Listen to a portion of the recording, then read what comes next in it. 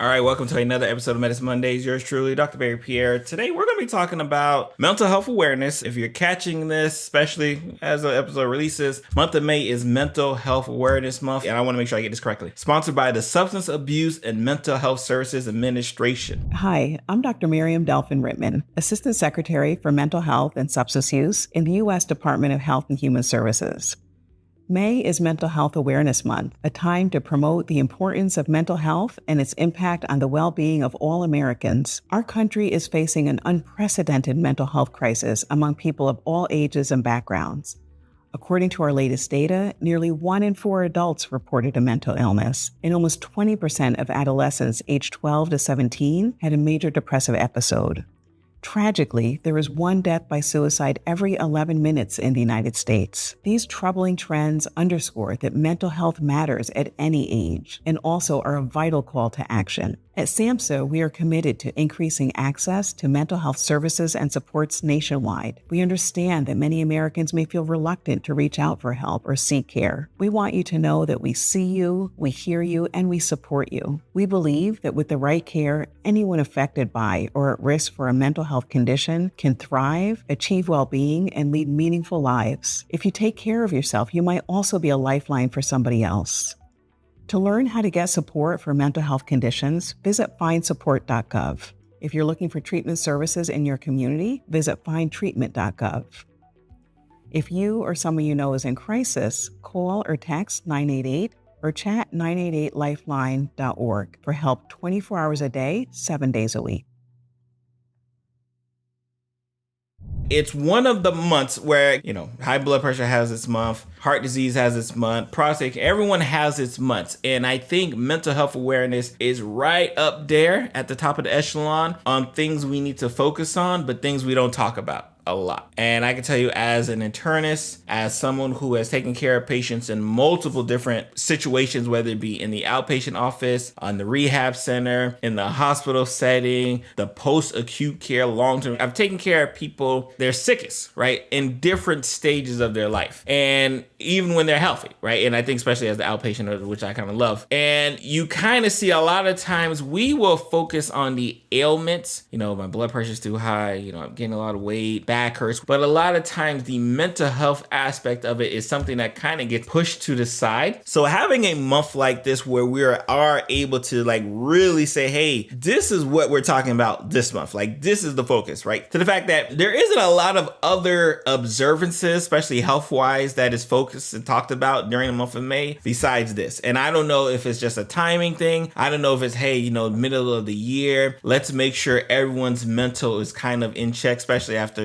going through the first 4 months of the year, and they just want to kind of have the reset. And I love it. And, especially for those of my Medicine Monday watchers, Lunch and Learn listeners, if you've been following me for a long time, I talk a lot about the importance of kind of the mental health on top of the physical health and the spiritual health and the financial health. But the mental health is so key because even if all of these other spiritual, financial, even the medical, even if all those things are aligned, if your mental health is not together, it will typically suffer and bring the others down with it. Now, I was talking to a colleague of mine, therapist. Again, this is their thing. This is what they do day in and day out. And the conversation I was having with them, being the person who typically has to absorb, what's being given out, right? As a physician, as an internist, I don't have to absorb, your high blood pressure. I don't have to absorb you having backaches or pain, right? I don't have to absorb when you have pneumonia. I don't have to absorb it, for the most part. But when you're a therapist, a counselor, you're the one who is right in the middle of the fire when these things are coming out. I asked them, how do you deal with it? And it's a question that I think is so important, especially as a professional. If you don't have a way that you are able to absorb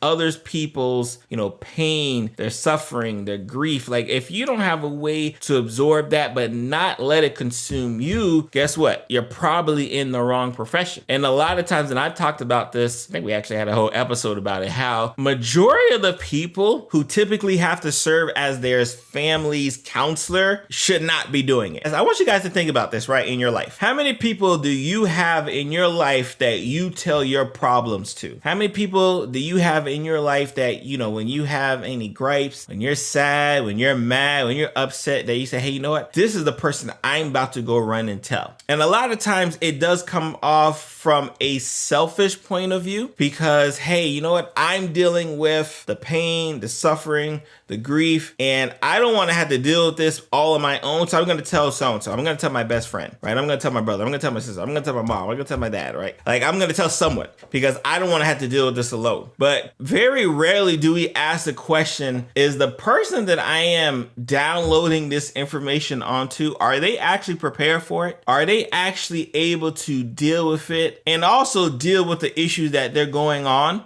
like in their own lives? Is that the case, or am I just good that I was able to kind of dump it on them, right? Like, that's a question that I think is important, especially in a month like this, where we have so many things to be concerned about, to be worried about, whether it be your finances, whether it be, is this bird flu gonna be the next thing? Like, there's so many things that we constantly have to jump over, right? In terms of from an obstacle perspective, that I can understand why when you have a month like this and say, hey, let's talk about our mental health, right? Like, that everyone kind of is like, all right, man, I'm good on that, right? And again, I talk to a lot of men who it isn't something that they give themselves an opportunity to have some focus on. It just isn't. Because for them, hey, doc, I got so many other things I got to worry about. I got bills to pay. I got, family I gotta take care of. I'm not even necessarily even worried about taking care of myself. And that it was I see happen more often than not with my men. Whereas, like, I will ask the men, right? During my wife's conference, there was a question that talked about the men and said, like, hey, men, how are you guys working on your self-care on your own? And even in the answers that they provided, it was more of, I'm not really focused on my self-care because I got my daughter to take care of, my son to take care of, my wife to take care of. Like, even when given the opportunity to say, hey, how do you focus on yourselves and try to put yourself as a priority, especially when it comes to this mental health standpoint, they're just not finding the opportunity to do so. Or they're not even seeing, like, hold on, why would I even be worried about myself? Like, why would that even be a thing? Again, obviously, I always thank my wife for it, right? Because obviously my wife being a mental health counselor, right? You can't be a physician married to a mental health counselor and not think about, like, oh, you know what? Mental health is kind of important too, right? Like, it doesn't work that way. Like, I can talk to on Blue all day about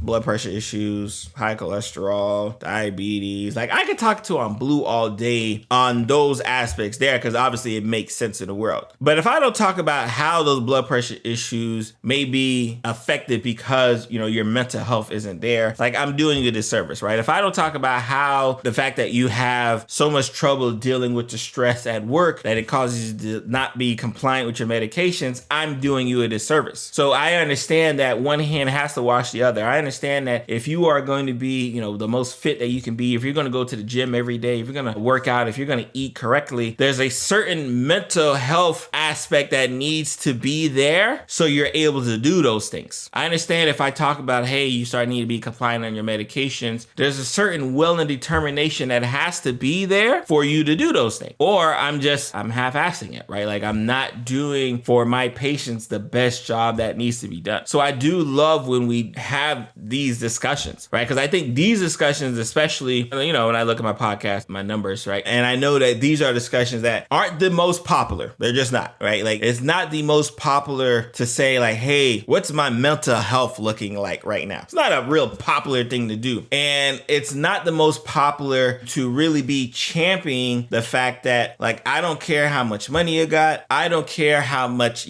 status you have. Those things don't mean a hill of beans if your mental health isn't right. It isn't there. And we see this all the time. We see this all the time, especially when someone with status, when someone with fame or money. We see this all the time if they attempt suicide or commit suicide, like one or the other. We see the immediate questions that typically follow, especially on like social media platforms, is, oh my God, like, why did they do that? Like, they had everything going for themselves. How many of y'all have seen that? Where they'll say, like, oh my God, why did so-and-so commit suicide? They had everything going for themselves. They were rich. They were famous. Like, what happened? And again, it just goes back to our initial thesis that a lot lot of times, because we don't put the significant onus on mental health, we can't even understand how the actions of others like come into play, right? The same thing where if you have someone, we don't have to go as morbid as suicide, right? If you have someone who has the opportunity to,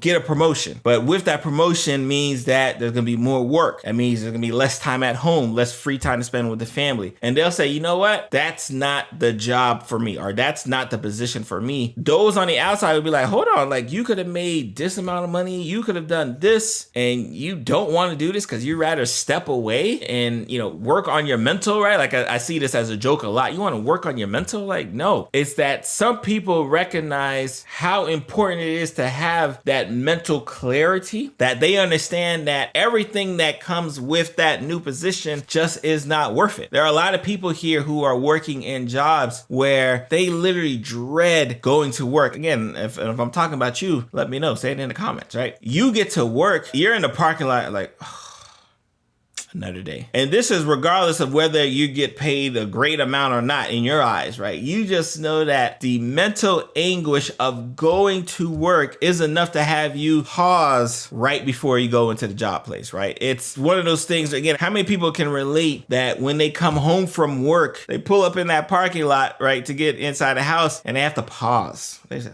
I already know what's waiting for me. All right. And parents, I'm talking to you right now, parents. You know what? I know the second I walk in there, the kids are going to ask me a million questions. My husband or wife, they're going to ask me a million questions. They're not going to give me any time to decompress. So I need to decompress while I'm sitting in my car playing music. Like, how many of you have felt this way, right? Again, like I said, it doesn't have to be the full morbid aspect of suicide. And then the reason why I threw that example out there is because a lot of people can quickly relate to seeing when a celebrity commits suicide, someone famous commits suicide, and they say, how did that happen? Like, why did that happen? They had everything going for themselves, right? So we always equate our mental health, awareness or status of it when people go to the fullest extent, right? But it's such a huge spectrum in the middle, right? Such a huge spectrum before you get to that point. I wanted to give people examples of, what it's like, your mental state when you have to go to work, your mental state when you have to get off work and you have to go home, and maybe home isn't the best place. Maybe work isn't the best place. And again, this is,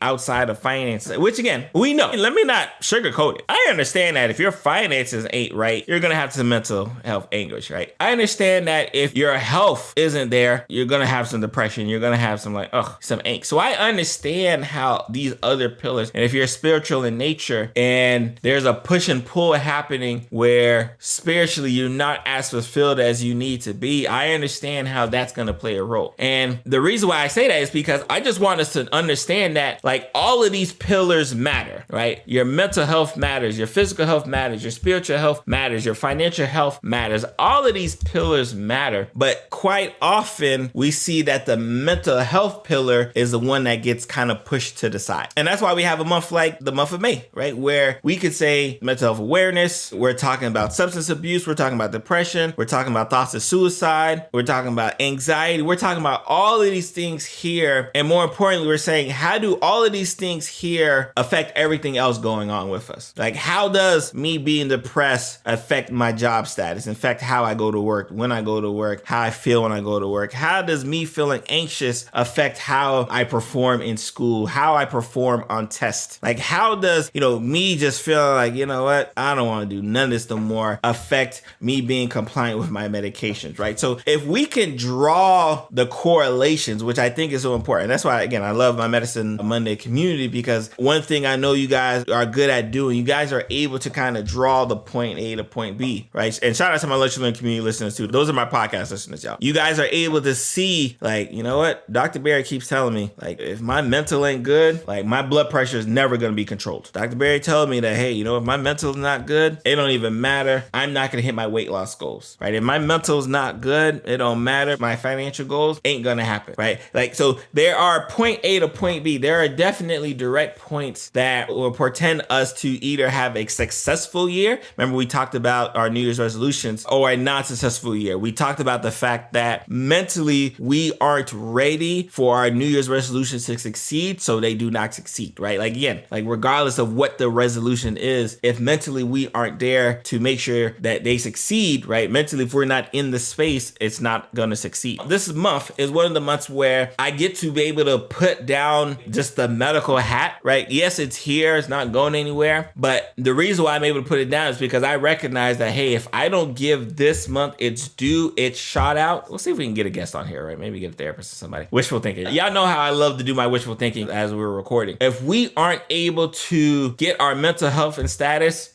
regardless of what month we happen to be in, like, it's not going to be successful, right? So I love that we can just kind of pump the brakes for a little bit and say, hey, heart disease month, you're cool and all. Hey, colon cancer month, you're cool and all. Prostate cancer month, you're cool and all. Breast cancer awareness month, that's October, you're cool and all. But like, the month of May is all about me and my mental, and me having to ask myself the question, is my mental health where it needs to be? And if not, why? If not, why? Like, if my mental health in the month of May is not where it needs to be, I have to ask myself, or more importantly, I have to ask, a professional, how can I get it to where it needs to be? Because I don't want us come December to still be sulking and upset and mad and anxious because we didn't solve the problems we should have solved in the middle of the year, right? Like, again, you turn on the TV, interest rates are still bad, right? Wars are still happening. Like, life is still lifing, right? Like, rap beefs are happening, right? Like, if you're into hip hop, life is still happening around us. We just have to figure out, how can I position myself so that life doesn't continue to beat me up from a mental standpoint? Because if it continues to beat me up from a mental standpoint, everything else falls, right? Again, yours truly, Dr. Barry, giving a personal shout out to Mental Health Awareness Month. It is one thing that I always look forward to, because I'm able to look inside myself and say, all right, Barry, like, it's the month of May, is Mental Health Awareness Month. Like, if you're not going to ask yourself, how are you doing mentally any other time throughout the year, this is the month to do so. So I do love that I get the time to do it with you guys, right? So again, please feel free, hit me in the comments. If you're a podcast listener, go to my YouTube page, comments, emails, whatever, right? Let me know how you guys are conquering the things you need to conquer to have the most optimal state of mental health that you can for the year 2024.